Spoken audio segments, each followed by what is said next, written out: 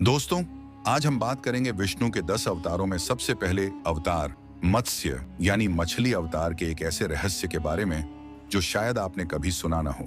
यह कहानी सिर्फ एक प्राचीन मिथ नहीं है, बल्कि इसमें एक गहरा ज्ञान छुपा हुआ है, जिसमें प्रकृति, पानी और ब्रह्मांडीय चक्र की गहराई समाई हुई है।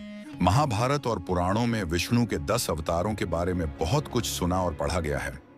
मत्स्य, कूर्म, वराह, नरसिंह और आगे के अवतार जिन्हें हम सब जानते हैं।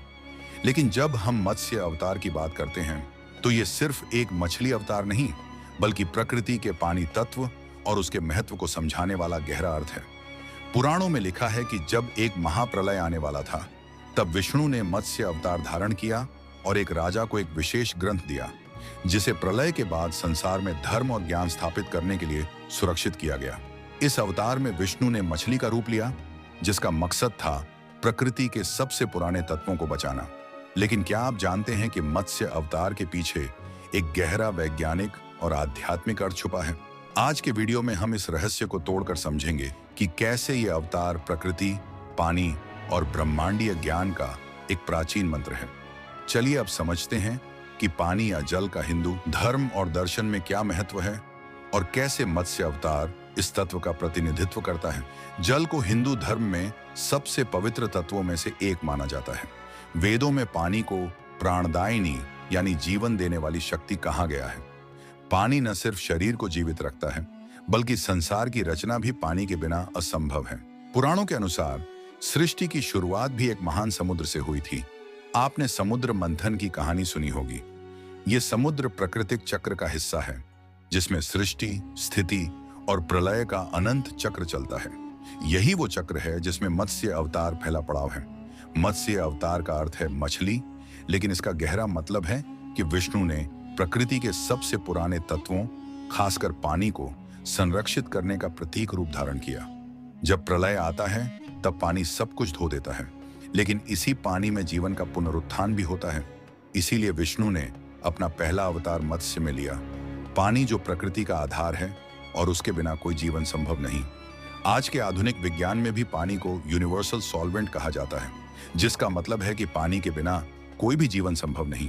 वैदिक ज्ञान में इस बात को कभी गहराई से समझा गया था, और शायद इसी वजह से विष्णु ने अपना पहला अवतार पानी में लिया, जिससे प्रकृति के चक्र को बनाए रखा जा सके। भगवता पुराण और मत्स्य पुराण में इस अवतार की विविध कहानियां मिलती हैं, जिसमें विष्णु ने प्रलय के समय एक राजा को एक विशेष ग्रंथ बचाने में मदद की, जो धर्म, ज्ञान और संस्कृति का खजाना था।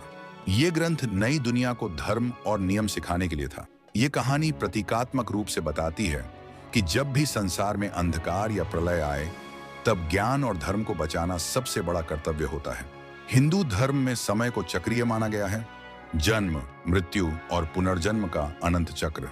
विष्णु के 10 अवतार इस चक्र के मुख्य पड़ाव हैं।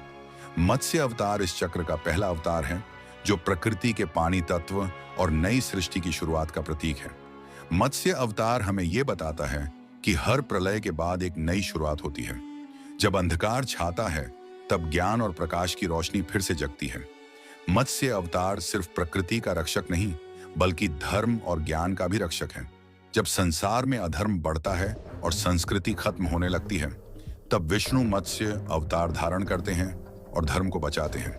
इसका मतलब ये भी है कि हर एक व्यक्ति के अंदर भी एक मत्स्य अवतार होता है, एक शक्ति जो उसके अंदर के अंधेरों को मिटाकर उसे आध्यात्मिक जागरण की तरफ ले जाती है। 10 अवतारों में मत्स्य सबसे पहला अवतार है, और ये सभी अवतार एक दूसरे से जुड़े हुए हैं। हर अवतार का अपना एक मकसद है, लेकिन सबका मूल उद्देश्य संसार में धर्म स्थापित करना है। मत्स्य अवतार ने यह युद्ध सबसे पहले शुरू किया, प्रकृति के तत्वों को समझा, सुरक्षा की और एक नई शुरुआत का रास्ता बनाया। यह अवतार हमें यह सीख देता है कि हर अंत के बाद एक नई शुरुआत होती है, और प्रकृति के नियम हमेशा चलते रहने चाहिए। दोस्तों, मत्स्य अवतार का रहस्य एक गहरा संदेश है, जो आज भी हमारे जीवन में उतना ही प्रभावी है जितना प्राचीन काल में था।